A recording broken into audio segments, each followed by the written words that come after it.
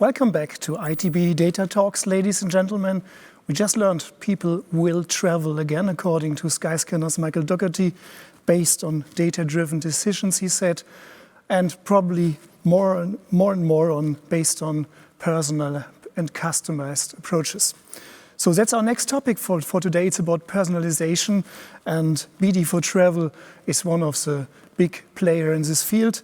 Andy Owen-Jones is in the industry for 20 years. He's the founder of BD4Travel, and he's bringing us a best case from the airline side, how precision retailing gives airlines an edge for post-COVID recovery. Welcome, Andy Owen-Jones.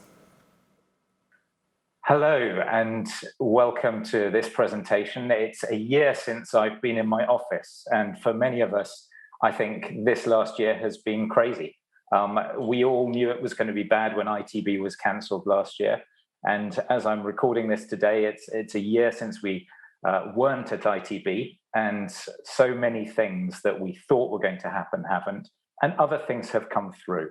And what I want to have a look at is how to position yourself coming out of this. And the first question I have asked myself is this just a blip in an onward trend of upward air travel and upward journeys that people will make? Or is this inflection point something that is going to have a sustained impact on what's going on?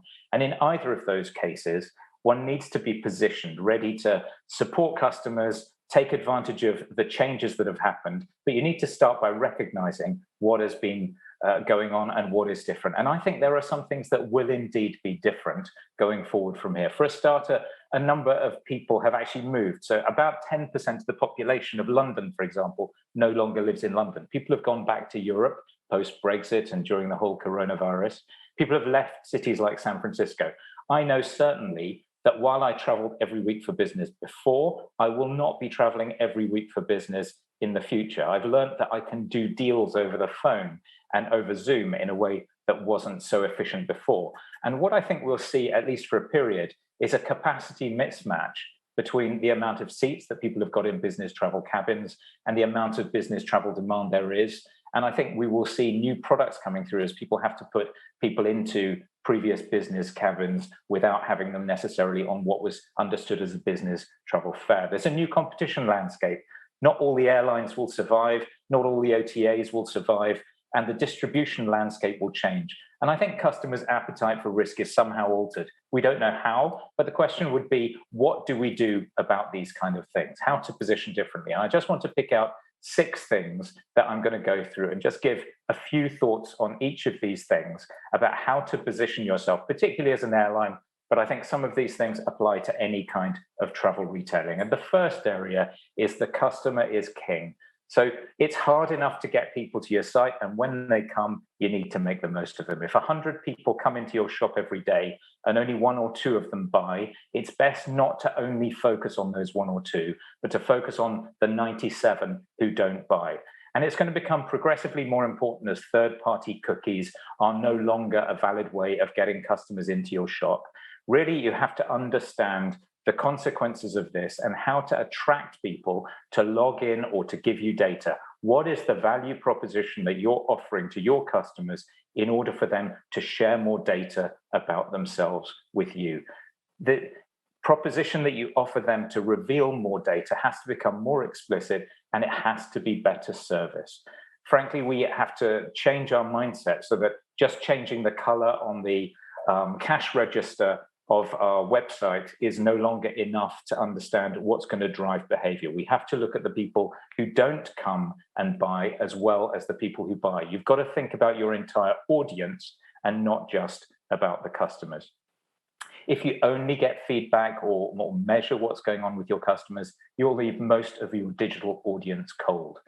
And in order to do that, it's not just about looking into your legacy CRM. So people have collected data over a number of years, but there's a number of issues with this.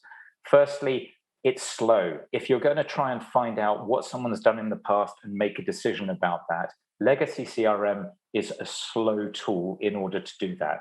And what you need to do is understand what someone's doing right now, or else you need a time machine in order to be able to support them. And secondly, especially in these post-COVID times, the data that you've picked up over the last years has lower utility than it used to?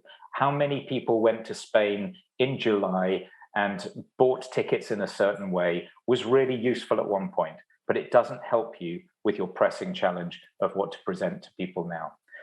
The second area, or the third area that I think is really interesting, is what I'd call precision retailing, the ability to put the right experience in front of the right customer at the right time. We've spent a lot of money building tech stacks that in theory can do this, but I've talked to many airlines and many OTAs over the last year, and very few of them can actually achieve this, despite the promise of their stack. How do you choose the right thing and put it in front of individuals or micro segments now? Otherwise, you're really talking about segmentation rather than personalization. And you're talking about creating something which generally pushes people in the direction of shoving them in the funnel, rather than understanding what the 97% of people who come into your shop and want to find something and aren't finding at the same time. Precision retailing, I think, is where things are going.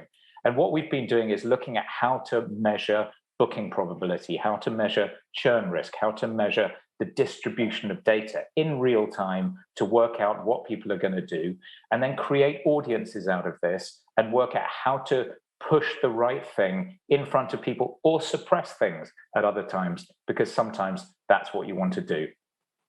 In order to do that, then you might have some things which are driven by AI, you might have some things that are driven by your own experience inside the business.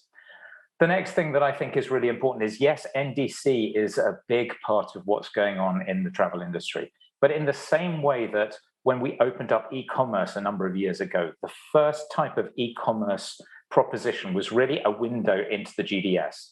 And it took a long time for people to move away from that and understand we have to get to grips with customers. Now, what's been going on with NDC is breaking down products, making them more flexible, making things able to be exchanged. But actually, our contention is that while that's really important, all value in selling to customers comes from understanding what customers want. So we would see NDC as a vital half of the equation. But to really make NDC fly, you need to understand what individuals want at any point in time, so that you can truly put that precision retailing into perspective and put the right components in front of the right customers in the right way at the right time. Then thirdly, we think you have to start off, fourthly, we have to start measuring things in different ways. Serious transformation means thinking of new ways of measuring. You measure something and you get a result. If you only measure bookings, you'll only focus on getting bookings. There's an old saying that came around in the days of offline advertising being dominant, which was 50% of our advertising spend is wasted. We just don't know which 50%.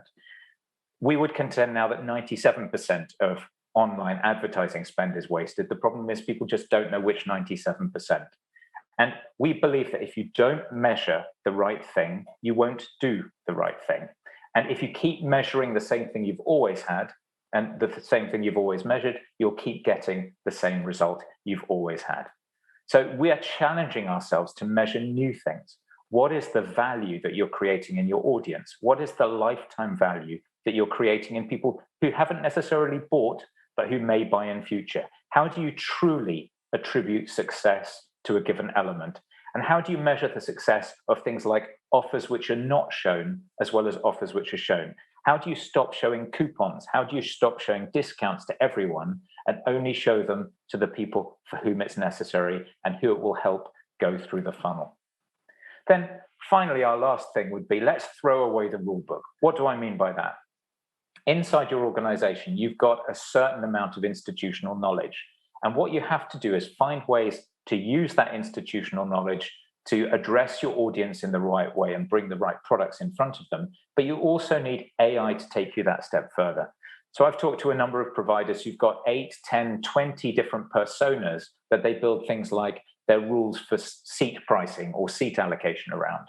And on day 1, people use 10 of those rules. On day 3, they use 3 of those rules. And by about month 10 or month 20 of using the system, it's too complex to keep updating those rules. And as a result, only 3 or 4 rules about seating are ever used.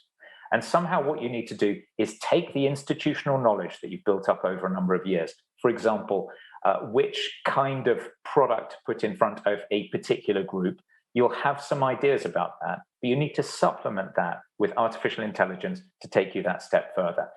Rules can get you a certain part of the way, but they can't get you the whole way. And I think one of the core challenges going forward is how to get that balance right between the institutional knowledge that you've got and supplementing that with artificial intelligence in order to help you move forward as a business.